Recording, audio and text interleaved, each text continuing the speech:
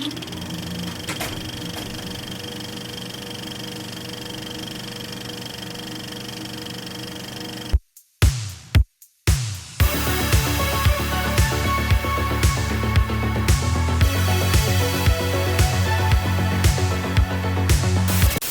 my name's Brendan Malone and you're watching Left Foot Media.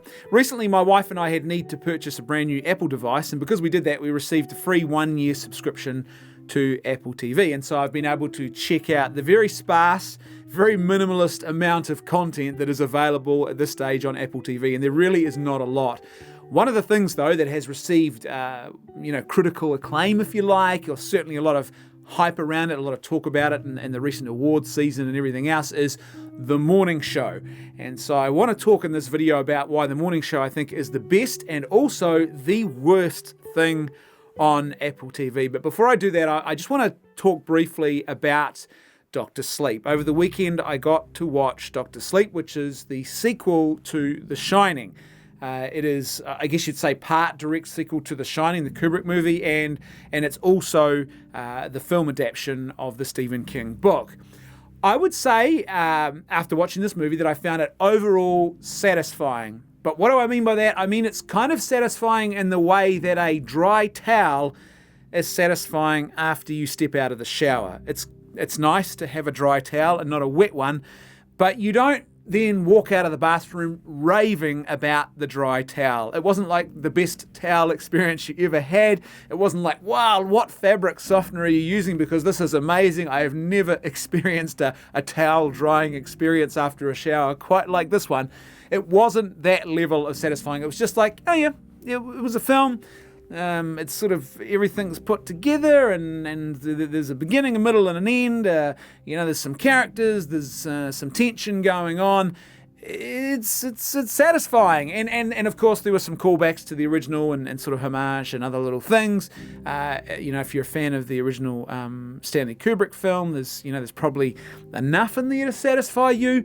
However, there were some things. There were 5 things for me that sort of I felt weren't quite right about this movie, despite all the hype and despite the fact, as I said, that it was what I would call a satisfying movie experience. There are 5 things for me that I think were deficiencies in this film. First of all, and this is in no particular order, but first of all, it just felt like the atmosphere was off. It was missing what I would call the Stephen King atmosphere. And if you're a reader of Stephen King or you've watched good film adaptions of Stephen King's material, you'll know what I mean. There's a certain claustrophobia and a creeping sense of doom that usually accompanies a lot of Stephen King's work, and that you sort of go deep into the mind of these characters and what's going on for them, and it becomes very. You really get pulled into their world, and you get this sense of, oh, something's coming. You really get that there's something about King's atmosphere. I can't quite put my finger on it and explain it necessarily in words in a very effective way, but you know it when you see it, you know it when you read it, you know it when you feel it.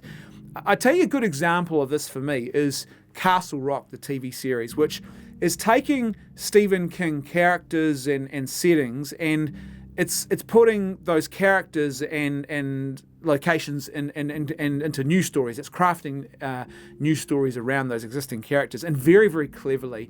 And one of the big pluses, I think, for this show is that they have captured what I would call the Stephen King atmosphere. There's that sort of sense of dread and uncertainty, and there's sort of this building tension that you get with Stephen King. That's my experience anyway. Well, it just felt like that was missing from Dr. Sleep. It's just, it doesn't feel like the suspense is there. The atmosphere is sort of missing for me. It just didn't feel complete in that regard. Number 2 problem I have is that Abra Stone, the character Abra Stone, that young girl who had The Shining, she felt too overpowered. She became very powerful very quickly. There's something that's not quite right about that character in the way that she's portrayed in this film. She's very, very powerful very quickly, and interestingly enough, you very quickly lose any sense of danger with her. So we start the film where she's introduced, and you realise, oh, they're going to go after this young girl, and so there's a sense of drama around that. But then all of a sudden, once she displays this phenomenal level of power, you are like, okay, this doesn't feel like there's much drama or tension anymore around this young girl. Honestly, it was so stark. It just very immediate. As soon as she was able to do what she was able to do in that first big scene with the filing cabinet. I'm trying not to give away too many spoilers here if I can. I apologise for this. So just be warned, there may be spoilers. I'm not trying to, and I'm trying not to spoil it too much. But if you don't want anything spoiled, maybe go away and come back after you've watched the film. But once she's able to do what she does with that first big scene with the filing cabinet, very quickly, all the dramatic tension is resolved around her character. And when she appears on screen, it's like, not only is she powerful, but now she's really super confident as well. And then I thought, okay, this is interesting. What it looked to me like what they were then going to do is create this whole tension around, is she going to be a villainous character who's so powerful, but also so young and immature that she's actually going to do horrible things to other people with her power? She's going to shift. And I thought, this is an interesting point of possible tension. That idea is never, ever fleshed out and developed in a major way. It's sort of hinted at, sort of very briefly, and then they sort of quickly move on. And so for me, she's overpowered. She's too powerful, too quickly. There's one scene a bit later on where they use, what would I say? I'm trying not to spoil this too much. Okay, they use a drug. They use a drug on her which has an inhibiting effect on her powers. And so I thought, okay, this is interesting. This has created a possible point of tension, but really the tension was about at one point, and by the way, they never quite really explain that drug either, which I thought was odd. But anyway, they're leaving that aside. There's the tension really is more around at what point is she suddenly going to start using her powers again. It's still not really that tension where you feel like she's in danger. So Abra Stone for me is the character. She didn't feel quite right. Danny's redemption moment felt incomplete for me. So Danny Torrance's redemption moment, and it really is built on the back of an incident that happens earlier in the film. So earlier in the film, there's an incident involving Danny and just a really horrible one-night stand with drugs and alcohol and everything else that he's involved with. His character basically has fallen off the rails in a big way, and you can kind of understand that based on the events of The Shining. He's an alcoholic, he's a drug addict, he's got serious issues and a serious personal crisis going on in his life. There's an incident that happens at the very beginning of the film around that with a one-night stand, and it has some quite important implications, or it should have quite important implications for him as a character. But to me, and it's touched on at the beginning, and then they just move away from it. And what happens is, really, there's the final crescendo of this film, the final act, really is about his redemption. But that aspect of the final crescendo is just incomplete. It's missing. And what I think is missing is more references, more callbacks to that original incident, the one-night stand that happens at the beginning. And if they'd had more of that, then I think what would have happened is the redemption moment would have been a lot more stark, and it just would have made sense of all of these things, I think, a lot more. And unfortunately, it's kind of missing. It's just incomplete. Like, there's these great ideas and great concepts and great things that this film does, but it doesn't quite sort of tie that all together. Another thing, this is problem number 4 for me, is that felt incomplete, felt like something was lacking, is the release of the Dark Ones, quote unquote, from the Overlook Hotel. Again, this whole thing of Danny and how he keeps the Dark Ones in check from his past, from the Overlook Hotel. Sorry, I'm trying not to spoil this as best I can, but the whole thing of him trying to keep those Dark Ones, those phantoms in check, it's a very clever concept. And then to have them at the very end to be utilised again at the crescendo, again, that's great, it's all good storytelling, but it felt to me like what's missing in between is, again, it's these sort of consistent little references back to those phantoms, to those Dark Ones from the Overlook. So their presence, I think their presence should have been more pronounced throughout the story. So when you get to the final crescendo and they have their big moment, it's like it's fulfilling something. At the moment, the way it stands, certainly the theatrical cut, which I watched, I know there is a director's cut, it's got another 30 minutes of footage in it, so I don't know if this corrects this, but the theatrical release edition that I watched, it felt incomplete. It just feels like what you're missing is the build-up relating to those characters, those phantoms, those dark ones from the Overlook Hotel. And so when the final crescendo comes, it's like the fulfillment of something. It should have been, but it doesn't. It's not there. It's lacking. And lastly, number 5, and again, this is another thing that's incomplete, is the presence of the Overlook. The Overlook Hotel is supposed to be like certainly the crescendo, the final act of the film. The Overlook Hotel is this central player in this whole story we discover. It's actually quite important. It's very important to the conclusion of the story, wrapping up Danny's character arc, saving the good guys from the bad guys. It's a really important crescendo moment. There's a good solid block of about 20 minutes or so at the final end of the film that's given to being actually at the Overlook. It's an important part of the story, but it should have loomed larger throughout the story, I feel. It's like all of a sudden it's like, oh yeah, remember the Overlook? Well, here we are again. And what's missing is the fact that the Overlook, and I think again, this is where I talked about that Stephen King atmosphere and that sort of sense of claustrophobia and impending doom. This is where this all could have been really fostered and developed in a much better way, is that the Overlook is sort of this thing that's calling to him. It's reaching out. Its presence is really there as another character in the story. It's not just all of a sudden, hey, we're at the Overlook. And as a result, what happens is when they end up at the Overlook, it's kind of like, oh, this is an oddly sort of tacked on ending. It sort of feels a bit odd. It's like we're going to the Overlook to resolve the story when the Overlook has not played a massive part in the story. It's like, why? It just felt a little bit lacking. And so for me, as I said, this is not a bad film. This is not a film you go to and you can just, within minutes, you're picking a million holes in it. It's a very competently made and put together sort of story, but I think there's things that are missing. It feels a little bit pedestrian because of those things that are missing and that are incomplete. And I think if those things were complete, then this film wouldn't be satisfying in the way that a dry towel after a shower is satisfying. It would be the kind of satisfying film experience where you walk out of it and you're raving about it. You're saying, wow, that's the best towel I've ever felt on my skin ever. And that was the thing. If those things had been in place, then I think that what would have happened is that the experience of this movie would have been a lot better. It wouldn't just be as it is, here's what it feels like to me. It feels like a really good sort of made-for-TV or a made-for-streaming type movie that's just that little step above. But it doesn't quite feel theatrical, if you know what I mean. And I'm probably not using the best terms, and even myself, how do I describe this well? I'm sorry, I'm fumbling around in the dark a little bit here.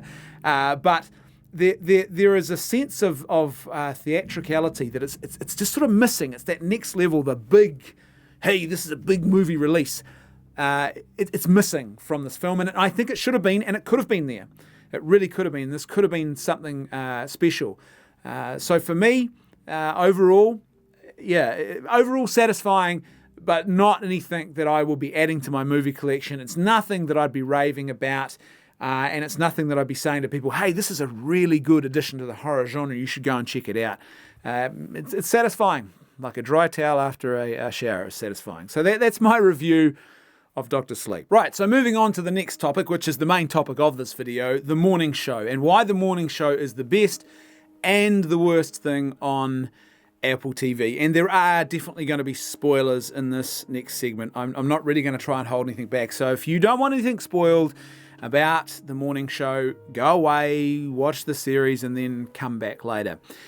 It is, I think, the best of the shows that are available on Apple TV. Now, that's not saying a lot, in my humble opinion, but it is the best. So let me explain what I mean by that. So I'll tell you what I've seen so far, and I'm comparing this to. So I've watched Servant, which is it's interesting when you look at Apple TV. It does seem very much like it's almost like it's been carefully calculated and put together by engineers who have sort of said, okay, well, let's think about what's been popular in the last 10 to 20 years of television. What's perhaps set a bar then what we'll do is we'll use those little things as our touchstones in our guide to Apple TV, and we'll create.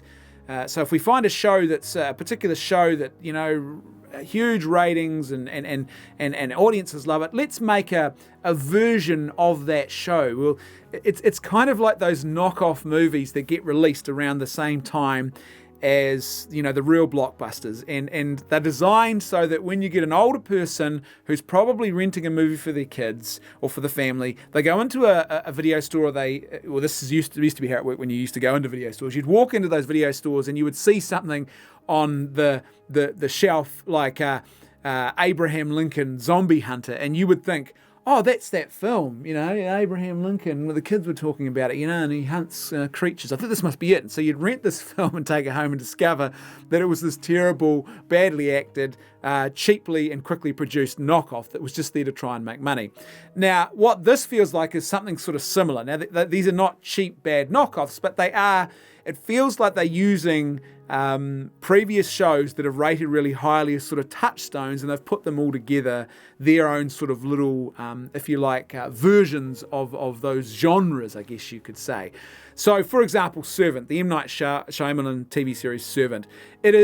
This is the TV series that's really trying to cater to the people who perhaps liked American Horror Story or who were fans of Castle Rock. It's like, okay, horror TV series have got a bit of a thing. So let's make one of our own of those. And so Servant is that. Servant, the show, it's way too slow. The good meat of this show is actually at the end. The last episode is it all sort of comes together, but you get to the end of it and you think, where was that?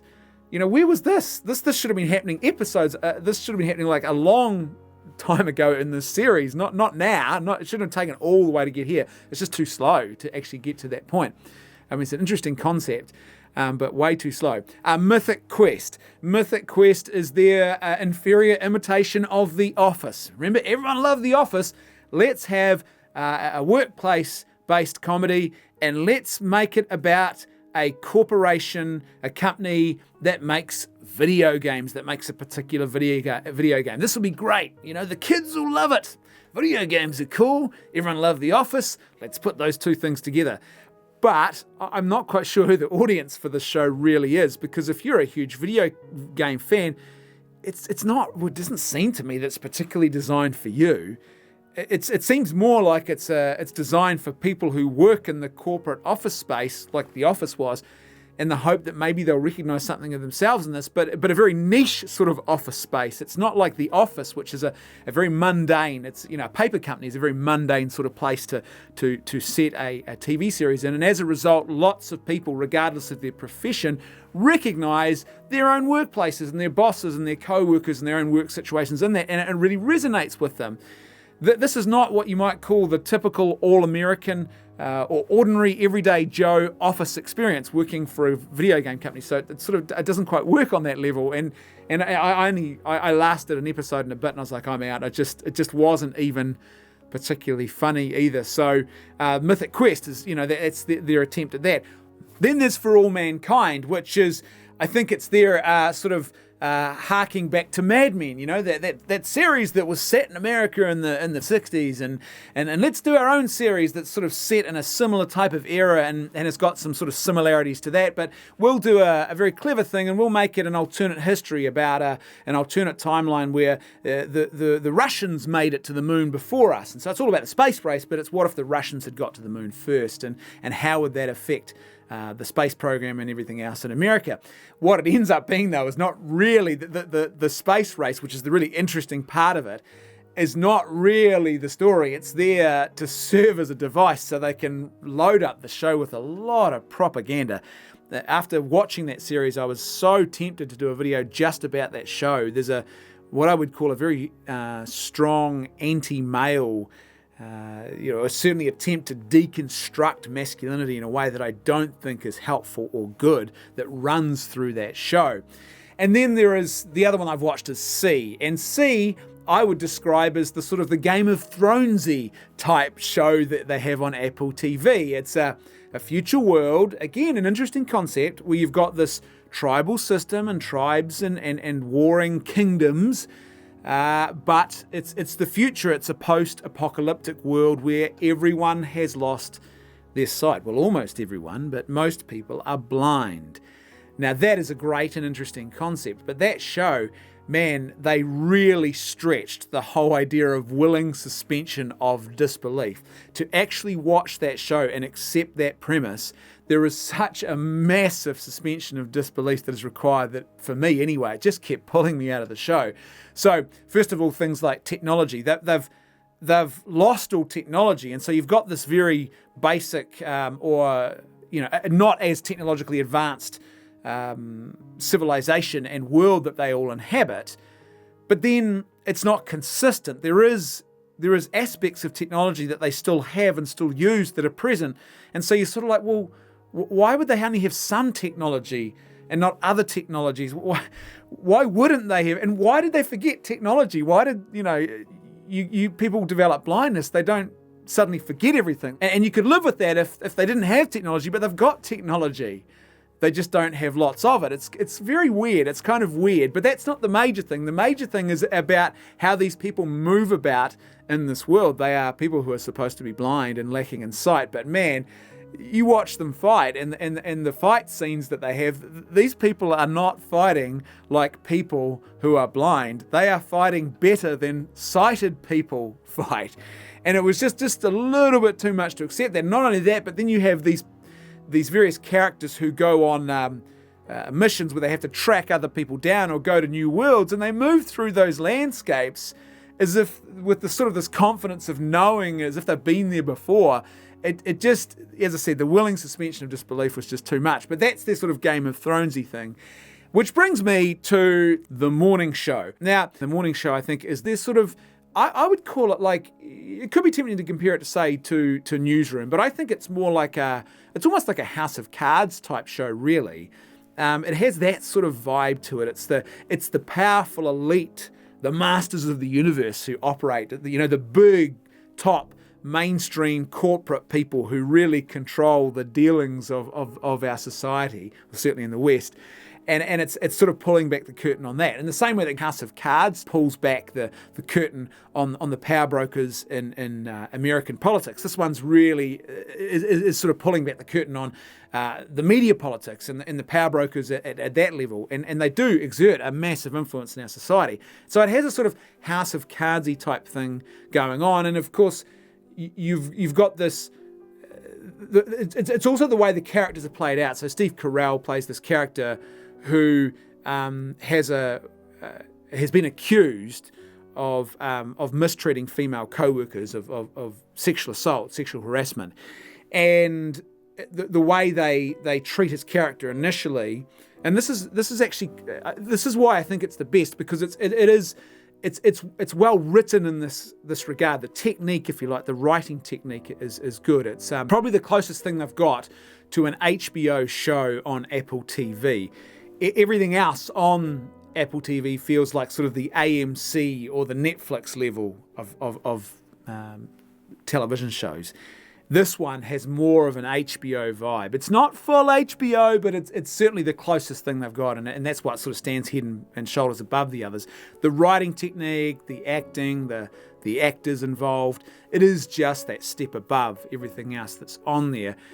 And the way certain things are done, like the way Steve Carell's character goes on his journey, and there's a moment where he meets played by Martin Short, interestingly enough, another celebrity character in this world who is also accused of predatory behaviour, and he compares himself to this guy. He's a friend with him, and he basically says, I'm not a predator like you are, so he sort of justifies himself, and then it's really not till later in the series that we fully discover the full extent of his behaviour. So it's very cleverly written, where you're like, oh, maybe this is made up, maybe he is a victim of false allegations, and it's very cleverly crafted, sort of technically speaking, in that regard. But here's why, despite the fact that it is the best, probably as far as technique goes, it's the most well-crafted show on Apple TV. Here's why I think it is also the worst. Number one, every single character is just truly awful. There are one or two exceptions. So the character of Hannah Schoenfeld, who becomes more important as the series progresses, and she's the one who takes her life. Her behaviour initially, she sort of acts like those other characters do, but it's understandable by the end. You sort of understand why she's acting the way she is badly damaged. She is a victim of Steve Carell's character and his vile, predatory behaviour. She's a victim of that, and so it's understandable her behaviour, and there's an understandability. You can sort of rationalise her behaviour. The husband of Alex Levy, he's kind of okay as well, but he, as a character, he lacks self-respect. I think in some ways it feels like he's almost like a militant feminist fantasy of what they think a husband should be, sort of this weird, passive dude who doesn't really seem to have his own direction in life and doesn't seem to have a plan for his own life. He's just sort of standing by, and his strong, powerful corporate wife, Alex Levy, played by Jennifer Aniston, who's the super celebrity in the world of mainstream media, she's the one who's large and in charge, and he's just sort of this timid follower. But he lacks self-respect. And here's the funny thing about this. This doesn't ever work in the real world. It's only a very, very, very, very tiny minority of very, very militant ideologues who are happy to have these sort of submissive males who just have no plan or direction in their own lives and do what they're told. But even your sort of what you might call, most women do not identify as feminist. Those who do identify as feminist, who certainly sort of espouse what you might call a more feminist rhetoric, even the majority of those women, from what I've seen, they are ultimately still looking for a male who has direction.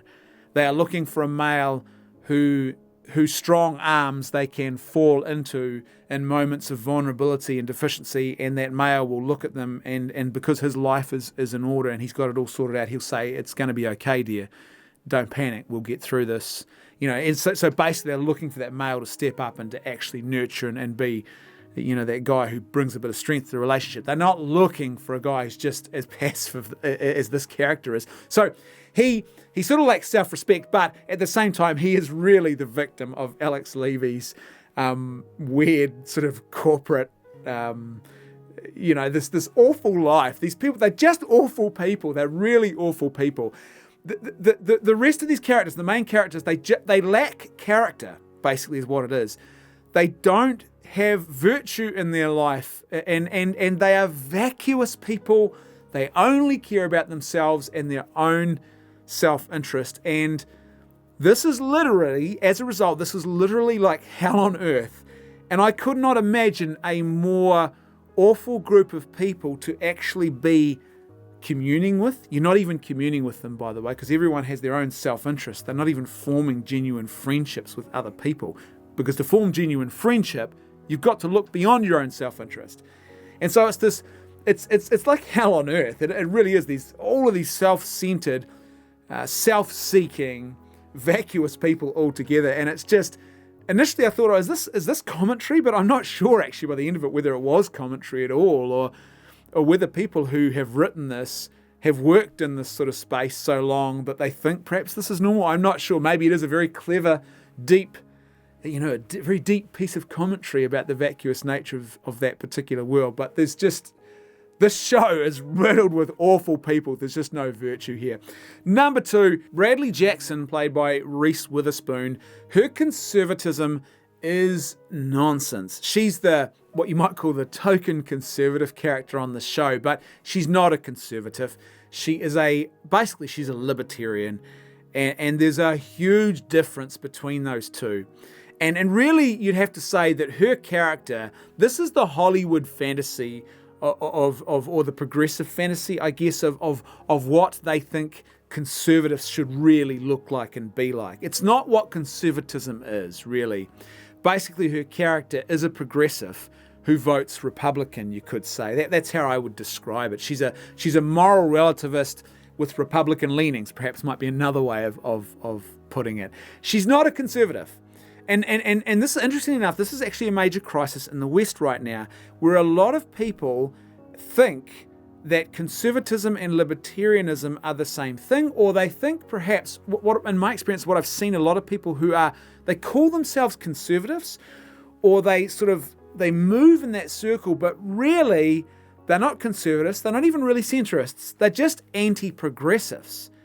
So that they're anti-progressive politics, or perhaps they're anti the extremes of progressive politics. They don't like the cancel culture and the control of speech.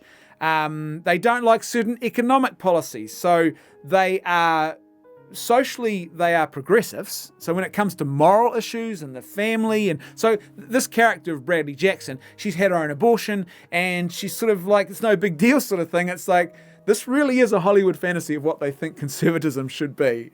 She's a character who, in the show, she meets another character. It's not a big character at all, very, very minor character in the show, very brief appearance. She meets this character, he's a bartender, and within minutes of meeting him, she is having promiscuous sex in a dirty back alley behind that bar with that character. This is a severely dysfunctional person. This is a person that just isn't, to anyone who still has a basic humanity that's in order, they can understand, no, this is not how healthy, functional people act. They don't meet a total stranger and then within minutes are having promiscuous sex with them in a back alley, a dirty back alley. This might be a sort of very weird progressive fantasy about what they think sexual empowerment looks like. That's not sexual empowerment. That is, not only is that sexual risk-taking, it is just a total devaluing of the sacred nature of human sexuality. It's a total devaluing of you as a person. You have reduced yourself to an object for someone else's gratification, and you've reduced another person to an object for your own gratification. That's all it is. It's just so selfish. It's self-centered.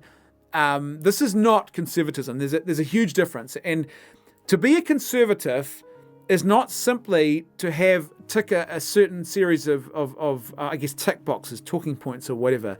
It's not simply to be anti-something. And this is what I was saying before. There are people who I think they're conservatives when really they are just anti-progressive politics, or they're anti perhaps certain progressive financial politics, policies they don't like. But there really is not much difference between them and a progressive when it comes to most other issues. And to be a conservative is actually a very specific thing. It's to have a belief about the human person, about society, about human flourishing, and it's this is something I've really come to appreciate in my own life in recent years, is actually how strong and important authentic conservatism really is. It's not a reaction to the left. Conservatism actually has a principled underpinning. Conservatism, and very much if you go back to Edmund Burke, I think it's quite an important figure in understanding all of this, what you might call Burkean conservatism.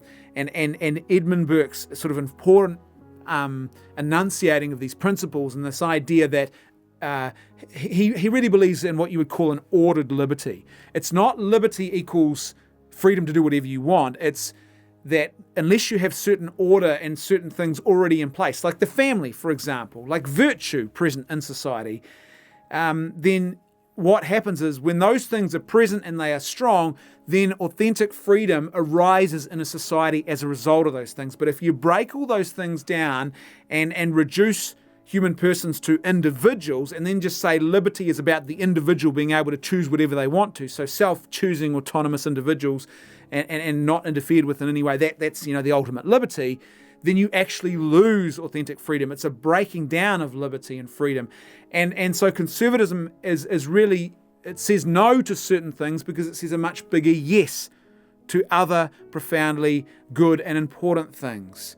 It says a big yes to authentic family with an authentic and objective sort of structure. And so it says no to sort of distortions of that. It says an authentic yes to the sacredness of human dignity and to the good of human persons and authentic friendship and the good of natural law and everything else. So it says no to promiscuous sex, for example. And so So that idea is completely missing in this character. She's, as I said, she's really the Hollywood fantasy of what they think, what they want a conservative to look like. And I've seen this sort of thing before.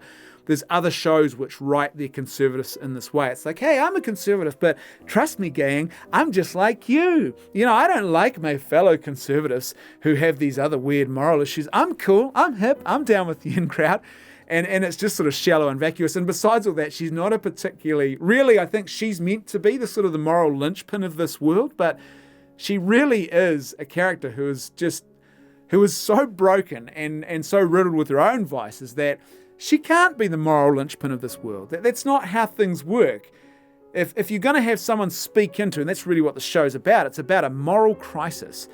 It's a view of a world where regard for human persons has broken down, and people who are powerful are using that power to objectify and to commodify and to use other persons for their own gratification on a whim.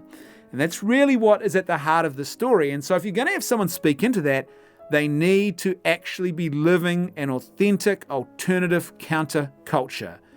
The character of Bradley Jackson is not living an authentic alternative counterculture. She just isn't. And so she fails in that regard as a character. Number 3, the happy ending in this show is just nonsense. For a moment, I thought that what the show was going to do was it was going to do something very, very challenging and what you might say very real. And what I thought was going to happen when we got to the point where the character of Hannah Schoenfeld had taken her own life was I thought that was going to be the end of this big plan to try and finally get justice and for the victims of this corporate culture and these predatory characters who have operated in this culture. And I thought they're actually going to do something interesting here. They're actually going to show how often the presence of evil and injustice in the world can go unaddressed for a very long time, and that it often hangs on a knife edge, that what's really required here is for change to happen is something quite profound and important. And because this character is now dead, their whole plan's going to fall to bits, and it's going to just carry on as usual. And I thought the real people, the corporate players, the people at the very top, those who were quite happy to turn a blind eye because they were making money off this, I thought they're going to get away with this. And I thought that would have been an interesting ending to the show, to sort of to say that, yeah, in the real world, that often does happen. People get away with things, and you have scapegoats who end up. Now, I'm not saying these scapegoats necessarily are innocent, but they scapegoat certain people, and they put all the blame onto them, and then others who should have taken the blame often walk away and get away with things, and they're able to sort of divert attention away. And I thought that's what they were going to do, but they don't. Instead, they have this what you might call, quote unquote, the happy ending moment, where all of a sudden these characters suddenly develop virtue. But here's the problem with that. That's not how virtue works in the real world. You don't suddenly develop a major case, and it is a major case of virtue here, if you have practiced and lived a culture of vice in your own life. And that's what these people have done. They have not been virtuous. They have been selfish, self-interested, self-seeking. There are little moments where they use the virtues in a very self-seeking way. So they might use a certain prudence, but as a means to an end, for their own selfish ambitions, for example. But they are not virtuous people. Then all of a sudden, at the big crescendo vital moment, all of a sudden they're now acting like everyone in this newsroom, this corporation is, apart from the guilty people, they are now acting like these virtuous people with this heroic virtue who are now here to overthrow and to defeat this injustice once and for all. In reality, what almost certainly would have happened in the real world in that situation was that news broadcast would not have been interrupted. It would have carried on as usual. People who were in that culture would have just carried on living out that culture, because that's what you do. If you're a moral coward, you turn a blind eye, or you are someone who's complicit in turning a blind eye because you're complicit even if you're not carrying out the actual acts of abuse of other people. You keep doing those things and you keep justifying it to yourself, and that's what happens. And it's not like suddenly you just wake up one day and you've completely changed. And so that's what would most likely have happened. The news would have gone on, and then afterwards something else big from outside that culture would have caused the shake-up, and then it all would have sort of probably been overthrown. That's how I think things like this really do work in the real world. But virtue is something that you have to live. It's a habit. And the way you actually become good at the big moments of virtue, so like huge heroic self-sacrifice where you might have to step up to the plate and risk your very career for the sake of truth or goodness, like you're in a corporate setting, and to step up and to speak out against some injustice would require you to put your own career, your own livelihood on the line, that there's a really good chance that you could get sacked. So to do that kind of heroic and to display that kind of heroic virtue, you first need to actually be living in your ordinary everyday life a culture of virtue in smaller areas. And so what happens is it becomes a habit. And when the big moments come along like that, which are a lot rarer, because you've been living virtue in lots of small ways in your life as the norm, when the big moments happen, bang. It's like a fire. And basically you don't suddenly have a big roaring bonfire. That's not how a bonfire works. To get a huge roaring bonfire, what you have to do is you start loading up. You start with a very, very small fire, a little bit of paper, temporary fuel that burns very quickly, and you surround it with small bits of kindling. And often you get smouldering going on as well as the fire is building and building and building. And then what's happened is, as all the fuel and everything necessary for a bonfire is now finally present, and it's all there and it's been smouldering away and sort of cooking away, growing away there, then woof, the big moment happens. But it's not sort of, even then, it's not really sudden. It's like you add more fuel, you add more fuel, you add more fuel, and then you get the big bonfire moment. And it's the same with virtue. So you have to have those little kindling moments, if you like, of virtue that you live in your life. And then when the big moments happen, it's an instinct for you. The way I would describe it to people is it's like boxing. If you're a boxer, the reason boxers train through their movements the way that they do is they're trying to train muscle memory and instinct. And so when they get into a ring and someone's swinging a big haymaker at them, they don't have to stop and go, what should I do now? Because if they do that and they have to stop and think about it, they're going to lose that fight. They're probably going to be lying on the canvas, knocked out. And so what happens is, if it's muscle memory, if it's instinct, they don't have to think. They just respond. It's all instinctual. They duck, they weave, they look for parts of the body that they can start, reacting to with blows of their own. It's all just instinct.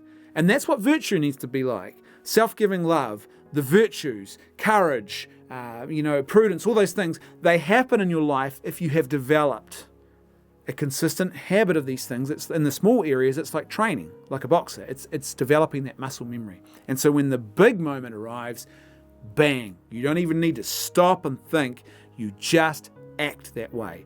And this show has it completely wrong. And this is a very common thing in the modern world of television and movies, where they treat virtue like it's a massive sudden thing. Suddenly someone actually develops virtue. That's not really how it happens. There has to be a pre-existing culture for the big moment to actually to be built on top of. And when those big moments present themselves, they just act with a sense of there's a deeper instinct. They've been formed, if you like, in their human formation to act, to treat other people a certain way, to act a certain way, to act. They have a good moral compass, they have good character. And then when the big moments come, they act from that place of good character. These people don't have good character. And so when that big moment arrived, it is highly dubious that they would have suddenly acted like people who actually have character and virtue in their lives. Number 4, this show, because of the happy ending, I think probably is a big part of this, they really failed to diagnose the real problem here. The real problem here is actually the lack of virtue. What this show tends to do, I think, is it's fallen for that very modern, militant, you might call it the neo-Marxist way of looking at the world, where everything's about a power struggle. And so you reduce this whole question of sexual assault and sexual abuse and the mistreatment of vulnerable people in Hollywood, which is, by the way, happening not just to adult females, but it's happening to children as well and to males. The reason this is happening is because there is a lack of virtue. This is a culture of vice that is riddled with vice. This is the world that they have created, this weird world. Family is broken down. There is no stable moral compass in this world. There is a lack of virtue in the culture of Hollywood, of mainstream media, that elite thing. And so what happens is, if you build instead of a culture of self-giving, you build a culture of self-gratification, then people who have power and wealth, they just keep self-gratifying in bigger and worse kinds of ways. That's what tends to happen. They build the culture of self-gratification, you throw money and power into that, and they just find new and bigger and more heinous ways to self-gratify, and now they can get away with it a lot more and a lot easier. And so the problem is a lack of virtue. The problem is a lack of character. The problem is the lack of morality that's present in this culture. And this show doesn't really diagnose that because it doesn't seem to understand that. It seems to treat this like it's a simple power issue. And if we put more females at the top of this culture, then suddenly that would correct it. Or if we had a way of, outing these people quicker, then that would correct it. To me, that's like the ambulance at the bottom of the cliff, and the whole idea that females don't act. And this is one thing that I actually do think is good about this show is the character of Alex Levy, played by Jennifer Aniston. She's really complicit in this culture. She is complicit in this culture. Think about Harvey Weinstein for a moment. He was one man, but Harvey Weinstein would not have been able to operate as effectively and as long as he did as a predator in the way that he did if lots of other people around him hadn't enabled that behavior, that vile behavior, by their own complicity, by their own moral cowardice. And the reason that happens is because they lack a sound moral compass of their own. If you're living in a culture of self-gratification and you're laughing your head off, you're part of the Hollywood system, if you like, and you laugh at those stupid, outdated Christian moralists and their crazy Christian morality. Don't you get it? We're part of the new arty bohemian Hollywood set, and we're telling a new story about humankind and about the world, and it's all about free love, baby, and taking away the inhibitions, and your personal happiness is the primary goal, and self-gratification, right? And if that's the world that you're sort of saturated in, you've got no sound moral compass, you've got no fundamental sort of principled underpinning to what you're doing. You literally see yourself almost as deconstructing the world, and then you start to develop a messiah complex on top of that. We're here to save the world, and every time you have an awards ceremony, I'm going to lecture these people about how our world is dying and it's sort of their fault and we need to do something about it. All of that kind of thing swirling around. Then what happens is when you get a Harvey Weinstein type character who's effectively, he's bought into your same culture. It's all libertine, man. There's no rules. That's the outdated moralist saying sexual morality and sexual rules and sexual norms should be observed and strived for. I mean, no one's going to be perfect at this, but we shouldn't even be striving for them anymore. It's just about, do what feels good, bruh. and so along comes a Harvey Weinstein who's living that out, and he's just taking it to its logical conclusion because he's got the power and the wealth and the influence and everything else he needs to do that. Then it's hardly surprising that people who are part of that culture and who buy into a smaller version of that in their own world, maybe without the abuse of other persons or certainly not on that large scale, then it's hardly surprising that they sort of become complicit or there's a moral cowardice. They turn a blind eye to it.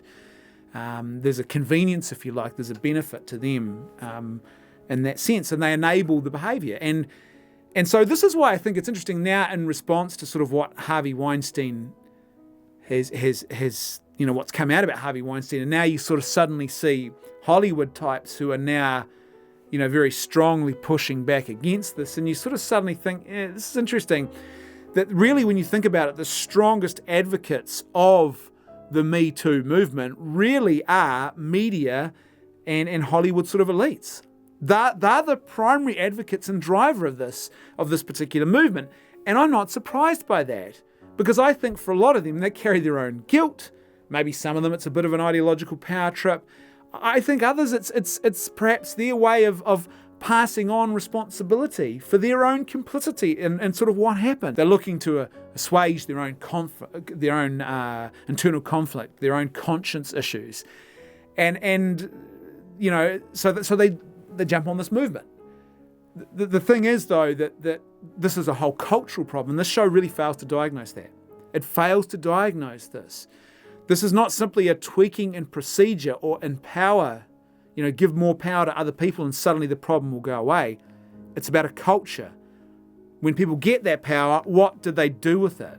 The whole idea of absolute power corrupts absolutely. But the truth is that you can have people, I believe, who find themselves in position of power who don't actually act in these vile and reprehensible kind of ways. But the only way you can safeguard against that is to have people who have embraced a culture of virtue, and a culture of virtue that has placed a premium on humility. So they don't then begin to revel. Now, even then, for those people, it'd be a huge temptation, very hard. There is something corrupting about an extreme level of power, for sure. But there's no doubt that what fueled this and made it even worse was a culture where there's just virtues lacking. And so I think the show really fails to diagnose this. And one last thing I'll say, just to wrap up with, is already apparently there's plans for season 2 of this show. And I'm not surprised by that, because, hey, that's the corporate way. You create a successful show that people want to watch, and so there's money in it, so you keep making more of it. But here's the thing. Season 2 of this show will not work, I don't think. The only way I can see this working is if they actually stay focused on the question of media ethics, and perhaps they then move into another storyline where they start exploring the question of propaganda in the media and journalists who are corrupted and who are acting like activists. I don't think they're going to do that, though, because based on the writing of this season, they already seem to think that activist journalism is like a good and virtuous thing in the world. It does seem there's hints at that happened earlier on in the series. But unless they really explore, say, a topic like that and stay with the whole question of ethics in the media, I don't think season 2 is going to work. You can't suddenly reduce this show to being just like a regular newsroom. Oh, remember that TV series where the whole thrust of that first series and what really drove that show and what the story was really about is the moral dilemma. Let's take that show, which is really about a moral dilemma, and let's just dealt with the moral dilemma. Let's make it about an ordinary newsroom and this sort of wacky cast of characters and their daily interactions as they go about collecting and reporting the news. That's not going to work. That's not what the show is, and I don't think. I think that's why season 1 was so successful, and it's why it worked. Is because it is actually going into this moral dilemma and this whole thing of a major celebrity who's been accused of sexual assault and sexual harassment, and then a whole corporate culture that has aided and abetted that and contributed to that. And that's actually an interesting thing to explore. But you then can't go into season 2. I mean, I don't know. Maybe they're just going to carry on from season 1 and it's going to be about some big court case in the aftermath. Maybe, I don't know. But I think this was actually quite a neatly contained series. And interestingly, as I said, if they hadn't given it that happy ending moment, man, that would have been... And they just ended it at the end of season 1.